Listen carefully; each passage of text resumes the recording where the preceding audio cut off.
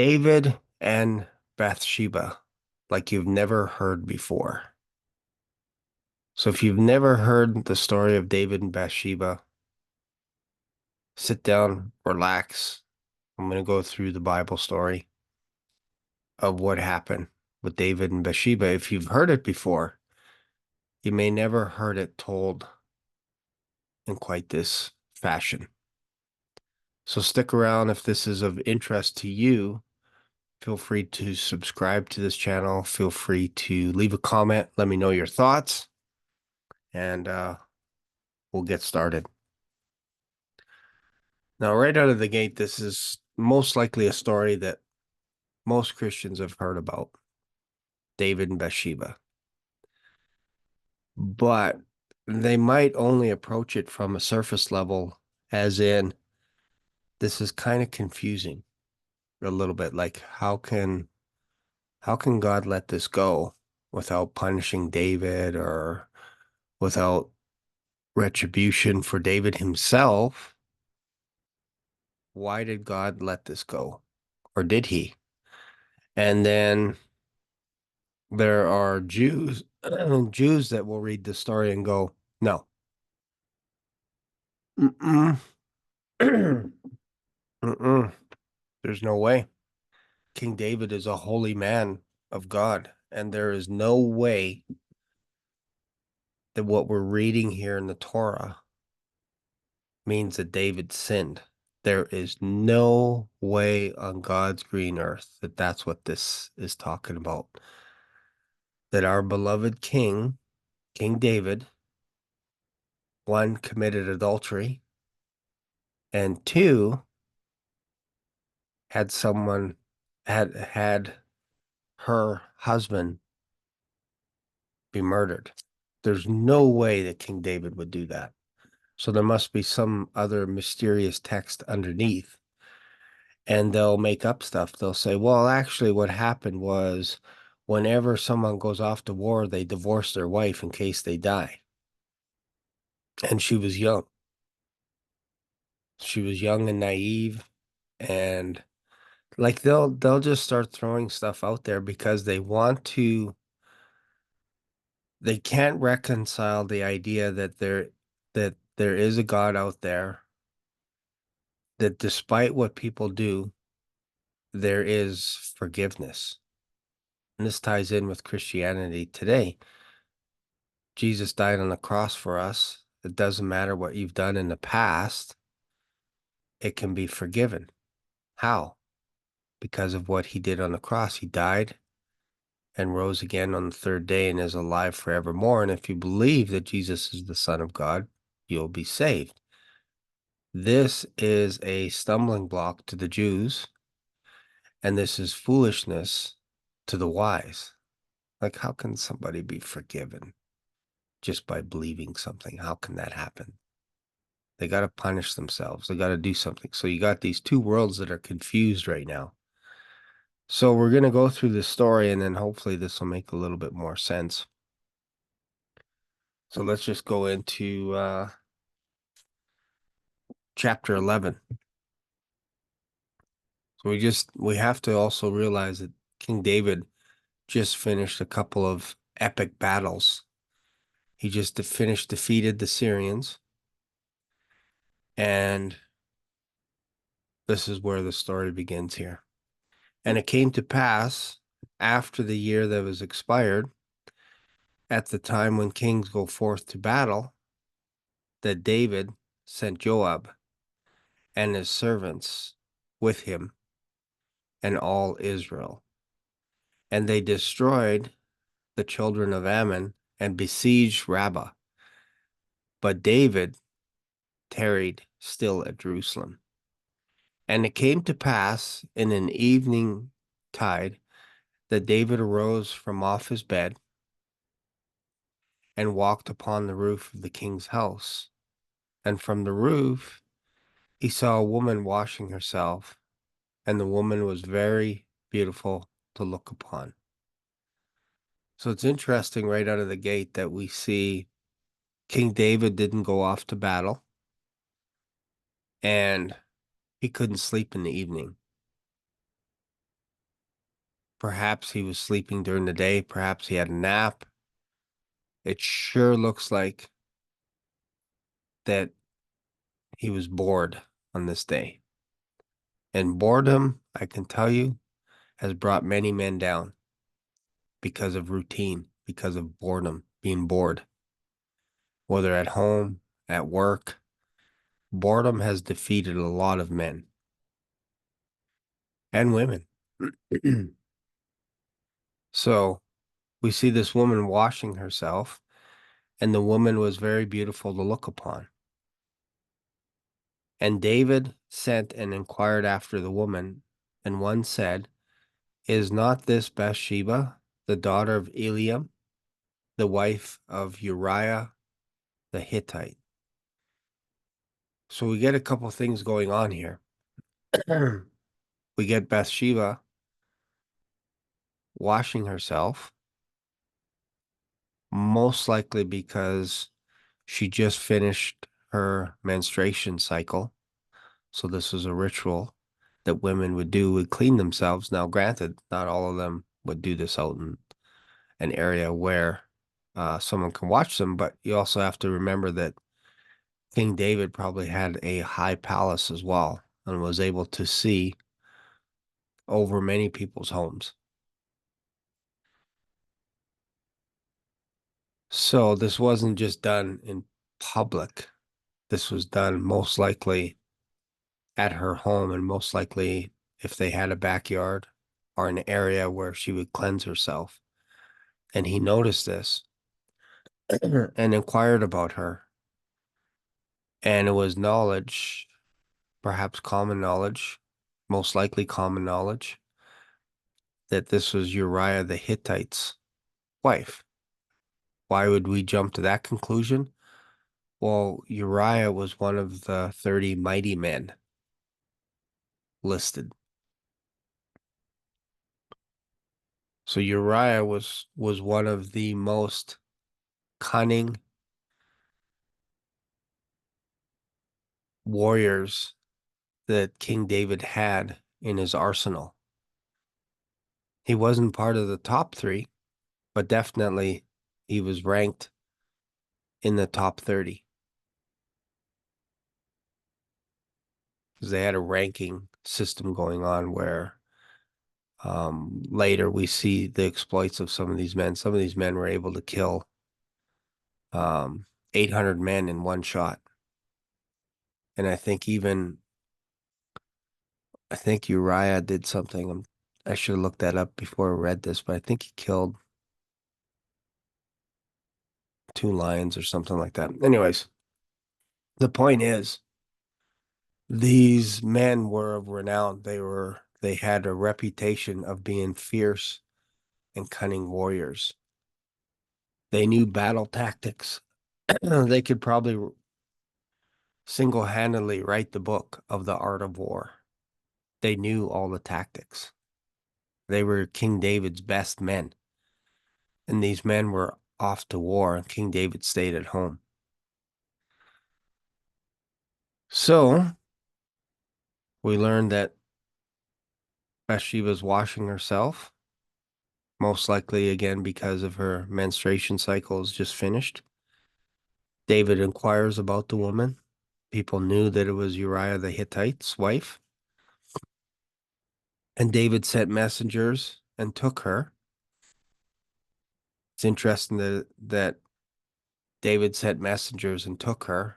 It's almost like you don't really have a choice when the king summons you. And she came in unto him, and he lay with her, for she was purified from her uncleanness, and she returned to her house. So this is not a rape case because she didn't scream. She didn't cry out. Granted, he was a king, but I think it was consensual as well. I think this probably could have been the time where King David made a promise with her that, hey, you sleep with me, I promise you, our son your son will be on the throne one day. Some kind of a pact, perhaps, was made because she didn't argue with him. She didn't scream out. And by Leviticus standards, if there's a woman out in the field and a man attacks her and she screams out, that man is to be stoned to death. If it's consensual, both of them should be stoned to death if there's two or more witnesses. So this didn't happen here, even though she was summoned. She could have resisted, probably at the detriment of her life, but there would have been repercussions for the king to do such a thing. So it looks like it was consensual. And David sent messengers and took her, and she came in unto him, and he lay with her, for she was purified from her uncleanness. So again, we just saw that. So this was after a menstruation cycle. And she returned unto her house. And the woman conceived and sent and told David, I am with child. So, according to Bathsheba, she missed her first menstruation cycle after sleeping with King David. So within 28 days, she knew that she was pregnant because she didn't have to do her bathing ritual. So that's how she knew that that was King David's son, and King David would have known this as well. And the woman conceived and sent and told David and said, I am with child. And David sent to Joab right away. As soon as he found out, we don't hear him saying, wow, that is amazing. We have a son together. No, as soon as he found that out, as soon as she told him, probably on the 28th day, as soon as she missed her period, she told King David, and King David sent to Joab saying, send me Uriah the Hittite, and Joab sent Uriah to David. So we don't know how long that took, maybe a few days, to get Uriah back to the king. So if you think about it from the perspective, Uriah is one of the 30 top dogs. He knows military strategies, and he's getting ready for one of his biggest battles with Joab, most likely with the other 29 men. And all of a sudden, he gets a tap on the shoulder. And Joab's like, King needs you. King wants to talk to you. Joab's like, or Uriah's like, what? We're right in the middle of a battle here. Why does he want me? Man. So then he leaves, goes to see King David. And when Uriah was come unto him, David demanded of him how Joab did, and how the people did, and how the war prospered. So this is not something that you ask one of your top guys, what's going on, how Joab's doing, your senior commander. You don't ask him how he's doing. It's weird. So Uriah's like, Job's doing good. How about the people? How are they doing?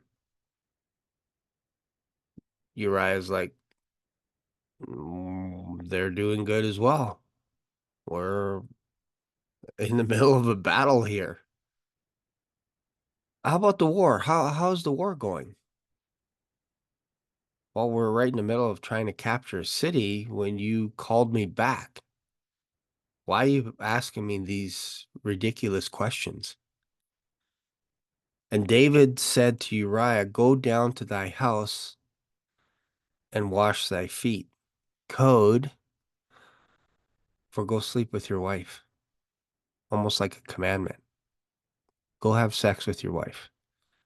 And Uriah departed out of the king's house, and there followed him a mess of meat from the king. So the king also gave him some food, some of the best choice meat from his palace. So we get a weird series of questioning to Uriah, one of the top 30 guys, warriors. One, you just brought him back from the front to ask about Joab. Someone that's in command and is used to orders and giving orders and all this kind of stuff, you don't talk about your commanding officer and ask him how he's doing. That's just not, that's something you don't talk about as a soldier. Two, you don't ask how the people are, because again, Uriah is a mighty warrior. It's like, what do you mean? How are the people? Are you talking about like, are they happy? Do they have enough food? What are we talking about here? Then how's the war going? Why didn't you send a messenger to inquire about this through the proper channels? Why are you asking me these questions? This is ridiculous. I should be out there in the front lines battling it out. And you got me here and you're asking me these stupid questions. So King David says, go down to thy house and wash thy feet. Sleep with your wife. And Uriah departed out of the king's house, and there followed him a mess of meat from the king. But Uriah, most likely that meat might have been sent to Bathsheba, to her house. And she's looking around going, what's going on here? Why all this meat? Like, look at this banquet table being set out for me. Like all these delicious food and wine and all kinds of stuff. Like, why is this here? Because I don't know if she knew that Uriah was in town yet. I don't know that. But Uriah slept at the door of the king's house with all the servants of his lord, and went not down to his house. And when they had told David, saying, Uriah went not down into his house, David said unto Uriah, camest thou not from thy journey? Why then why didst thou not go down into thine house? Now King David is asking Uriah question. He's like, look, didn't you just come in from battle, from a long journey? Why didn't you go to your house? And Uriah said unto David, the ark and Israel and Judah abide in tents, and my lord Joab and the servants of my lord are encamped in open fields. They could be attacked at any time. Shall I then go into mine house to eat and drink and to lie with my wife? No, as thou livest, as my soul liveth, as my soul liveth, I will not do this thing. So that's Uriah's death sentence right there. I think he was on to King David right there. I think he knew. I think he knew what was going on. This is twice now that King David is saying, sleep with your wife. Why didn't you go to your, almost mad at him. Why didn't you go to your wife? So Uriah said something interesting. He said the ark and Israel and Judah abide in tents. A few chapters before this, we see King David sitting in his palace, looking around and going, this is horrible. Nathan's like, what's up? King David's like, the ark of the Lord is sitting in curtains in a tent that I made for it. And this is not right.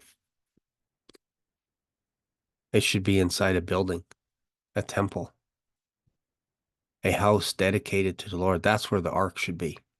I'm going to build it. So Nathan's like, whatever you want to do, do it. It's almost like it's gotten to that point, whatever the king asks for, he gets. Nathan's like, hey, you want to build a temple to put the ark in? Knock yourself out, king. I won't get in your way. Goes home. God approaches Nathan, says, I need you to say something. I need you to go back to David and tell him, no, he's not building the temple. He's not building a house for me. In fact, did I ever ask anyone to build a house for me? No. Instead, what I'm going to do is I'm going to have a descendant from King David. He's going to build your house. And I'm going to call him my son, and I'm going to be called his father. And he's going to establish your kingdom forever. King David's like, this is the greatest news ever. I'm humbled at this.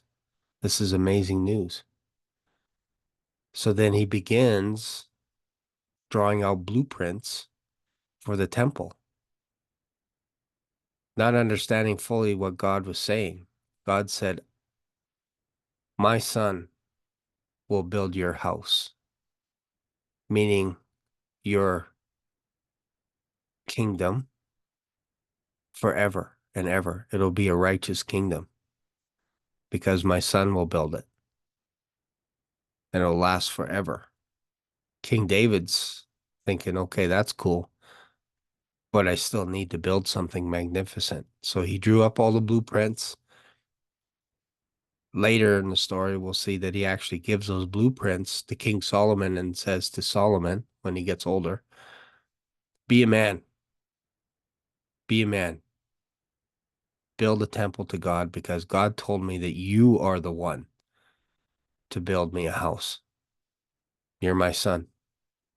So go do it. King Solomon goes and does it. So I think perhaps King David misunderstood what Nathan the prophet was telling him, or perhaps he thought, this is awesome. I get that. Future king is coming, but I also want to take care of the ark and build a temple and put the ark in it and make it a magnificent structure and dedicate it to the Lord. There's something going on there with King David. All right, so let's continue on here. So basically, Uriah makes a vow to King David, as thou livest, and thy soul liveth, I will not do this thing. So unless you die first, then I will go back. Then I will go with my wife. But since you're alive, as thou livest, I will not do this thing. So King David's like, okay, okay.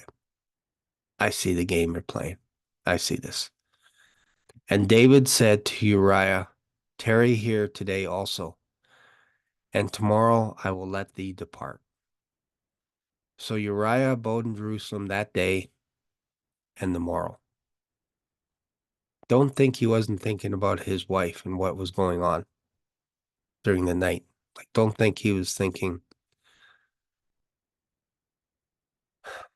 there is a chance that my wife had an affair with the king. This is too suspicious right now. Now he's sending me back to the front. This has been a weird couple of days. He brought me here, asked me about Joab, asked me about the people, asked me about the war itself, and then asked me a couple times to go sleep with my wife. Man, this is not good. And when David had called him, he did eat and drink before him, and he made him drunk. And at even he went out to lie on his bed with the servants of his Lord, but went not down to his house.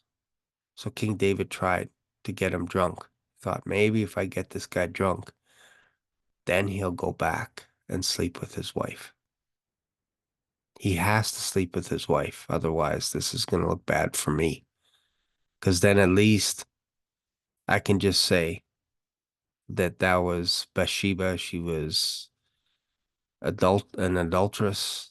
And it's actually Uriah's kid. I guess not adulteress. She wouldn't be adulteress if he can blame it and say it's Uriah's kid. But Bathsheba would know whose kid it was. So it's kind of a weird thing that David is conjuring up right now. So he realized that Uriah didn't even go down to his house, even after he was drunk. So, and it came to pass in the morning that David wrote a letter to Joab and sent it by the hand of Uriah, his own death sentence, in a letter sealed by the king. And he gives it to Uriah. And he wrote in the letter saying, set ye Uriah in the forefront of the hottest battle, and retire ye from him, that he may be smitten and die. So put him at the hottest part of the battle, and when he least expects it, pull away from him. Abandon Uriah so that he dies. Abandon him. Retire from him. So if you have archers that are shooting arrows at the walls so that they can storm the castle, I want you to pull away so that Uriah is on his own. This will teach him a lesson not to mess with the king.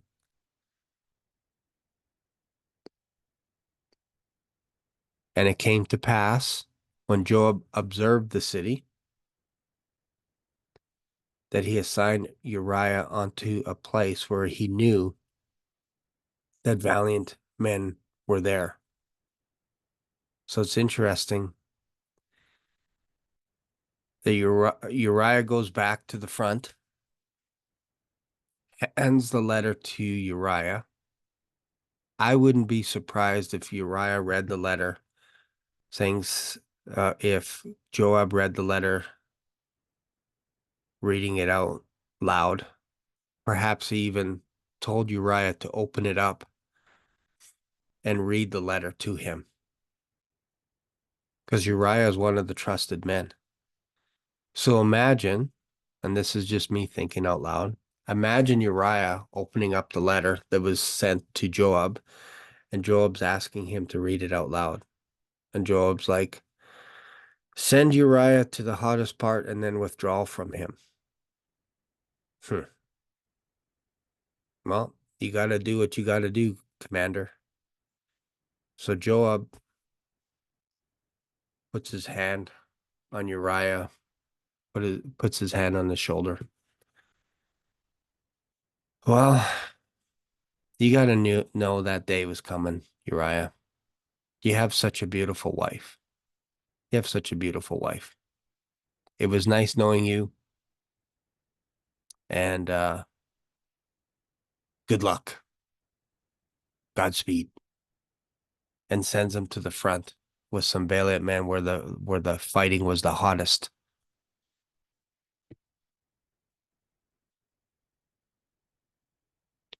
And it came to pass, when Joab observed the city, that he assigned Uriah unto a place where he knew that valiant men were. And the men of the city went out and fought with Joab. And there fell some of the people of the servants of David, and Uriah the Hittite died also. Tragic, tragic. Then Joab sent and told David all the things concerning the war, and charged the messenger, saying, when thou hast made, so that he's telling this to the messenger, he's like, okay, just so you know, there is a chance you could die giving this message to King David, because he could get angry at my battle tactics, because King David knows about strategies, about stratagem, if you will. So I'm putting you at risk by giving you this message. So just listen to me. Listen to my words as you speak to the king. Here's what I want you to say. This will save your life. When thou hast made an end of telling the matters of the war unto the king, and if so be that the king's wrath arise, and he say unto thee, wherefore approached ye so nigh unto the city when ye did fight? Know ye not that they would shoot from the wall? As in, are you guys idiots? Are you imbeciles? Are you barbarians? Are you wasting my resources, killing my men? What the heck is Joab thinking? Then he gives him an illustration. Who smote Abimelech, the son of Jerubbaal? Did not a woman cast a piece of millstone upon him from the wall, that he died in Thebez? This is in the book of Judges. Why went ye nigh the wall? Why did you go near the wall? Don't you know what happened to this guy? He went too close to the wall and a woman killed him. She threw a brick from the wall and killed him. I don't understand this. Explain to me how on God's green earth you guys were going close to the walls. Like, explain it to me, because I I'm I am about to lose my marbles on you.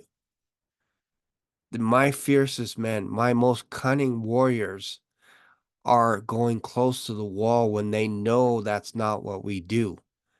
Please explain this to me. Tell it to me so I can understand. As your king, I'm asking you to explain why Joab is going to the walls and why my men are getting killed. Explain it to me that I can understand. I'm sitting here right now at the throne. Go ahead. Go talk. Tell me. Go ahead. Do it. Right now. Do it. And he's probably got his sword beside him. So the messenger went and came and showed David all that Joab had sent him for. And the messenger said unto David, surely the men prevailed against us and came out to us unto the field, and we were upon them even unto the entering of the gate. And the shooters shot from off the wall upon thy servants, and some of the king's servants be dead, and thy servant Uriah the Hittite is dead also. David now realized what happened. Then David said unto messenger, thus shalt thou say unto Joab, here's a letter that I'm going to write to you. Let not this thing displease thee, for the sword devours one as another. Make the battle more strong against the city, and overthrow it, and encourage thou him. Go away.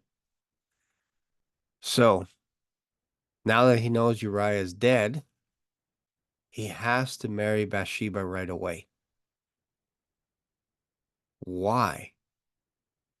Because it's an illegitimate child then. Because if word gets out that she was carrying a child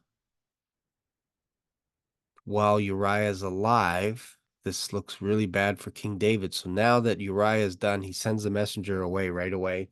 And probably that same day or the next day, he marries Bathsheba. When the wife of Uriah heard that Uriah, her husband, was dead, she mourned for her husband. And when the mourning was past, so we don't know how long this mourning period was. It could be a week, it could be 30 days. We're not sure. But I have a feeling it was cut short. It was quicker than normal. Why? Because she is pregnant with his child. And the sooner they get married, the sooner it will look like it's his child, King David's child, which it is. But then it'll make sense because they're married. And they have to get married before she's showing, because it'll look weird during the wedding ceremony that she's pregnant, that she's showing. That looks weird because Uriah just died. And when the mourning was past and David sent and fetched her to his house, she became his wife and bare him a son. But the thing that David had done displeased the Lord. So God knew this. God knew what was going on.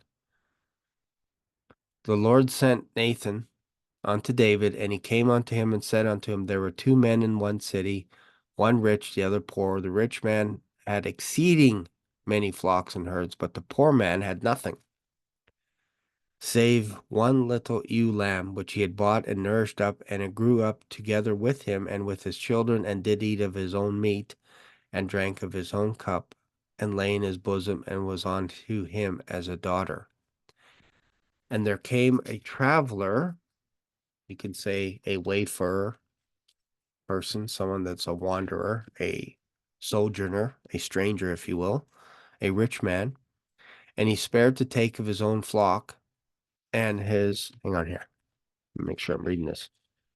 And there came a traveler unto the rich man. So there is a rich man involved here, very rich. And he spared to take of his own flock. So he had his own flock, but he wanted to impress, he wanted to have a little party for this traveler. So instead of using his own flock and of his own herd to dress it for the wayfaring man that was come unto him, but took the poor man's lamb. He only had one lamb.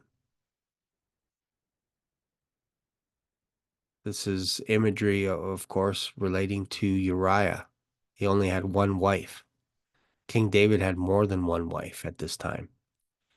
For the man that was come to him, so he dressed it for the man. So he took his lamb, pet lamb, that was basically like a pet, like we would have a dog today. Dogs go with us wherever we go. So with this man, it was so precious to him. And King David, being a shepherd, would be just boiling inside. Going, so let me get this straight. A rich man that has hundreds, if not thousands of sheep, instead of dressing up one of his sheep, went to this guy's place and took his only sheep that he basically treated like a pet with his family. Let me get this right. This is what's going on here. Who is this guy? Who is this imbecile that thinks he's so mighty? Oh man, if I can get my hands on him. And David's anger was greatly kindled against the man. And he said to Nathan, as the Lord liveth, the man that hath done this thing shall surely die. I'm going to kill him. I'm going to kill him. This is ridiculous. Some rich guy that has more than one sheep is doing this to this man that only has one sheep. Bring him to me. I'll kill him. And he shall restore the lamb fourfold. So he's going to give this man 4 lambs. Stole one from him, the only lamb that he loved. I want him to give him 4 lambs back. And then I'm going to kill him. Because he did this thing and because he had no pity. I'm not going to show him pity. He wants to show no pity. I'll show him what no pity is. Bring him here. Demand that he has 4 sheep given to this other man. And then I'm going to kill him right in front of everyone. And Nathan said to David, thou art the man. Thus saith the Lord God of Israel, I anointed thee king of Israel, and I delivered thee out of the hand of Saul. And I gave thee thy master's house and thy master's wives into thy bosom, and gave thee the house of Israel and of Judah. And if it had been too little, I would moreover have given unto thee such and such things. Basically, whatever you wanted. If that wasn't enough, I would have given you more. Wherefore thou hast despised, basically, why have you done this? Wherefore hast thou despised the commandment of the Lord to do evil in his sight? Thou hast killed Uriah the Hittite with the sword, and hast taken his wife to be thy wife, and hast slain him with the sword of the children of Ammon, no less. You let the Ammonites kill one of my mighty men. It's horrible on every level. Now, therefore, the sword shall never depart from thine house, because thou hast despised me, and hast taken the wife of Uriah the Hittite to be thy wife. Thus saith the Lord, behold, I will raise up evil against thee out of thine own house, and I will take thy wives before thine eyes, and give them unto thy neighbor, and he shall lie with thy wives, in the sight of the sun. For thou didst secretly, but I will do this thing before all Israel, before the sun. S-U-N, before the sun, out in broad daylight. So this is how God works. You do something in secret, he's going to reward you openly.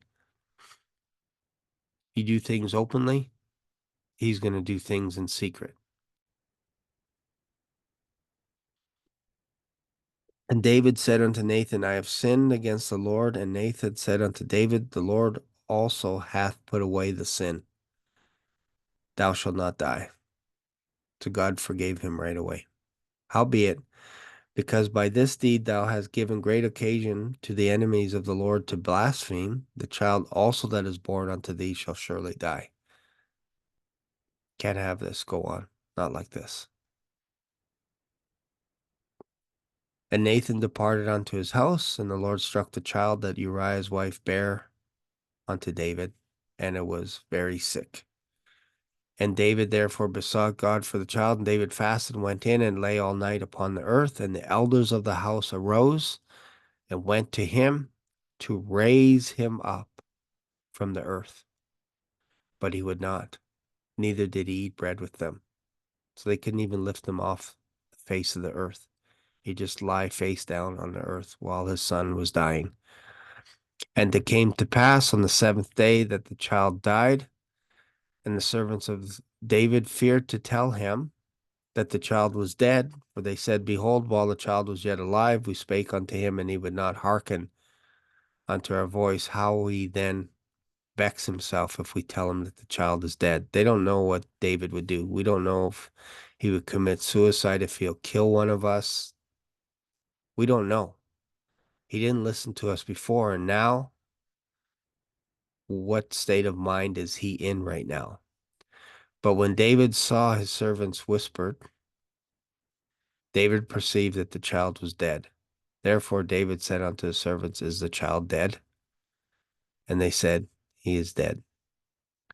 Then David arose from the earth and washed and anointed himself and changed his apparel and came into the house of the Lord and worshipped.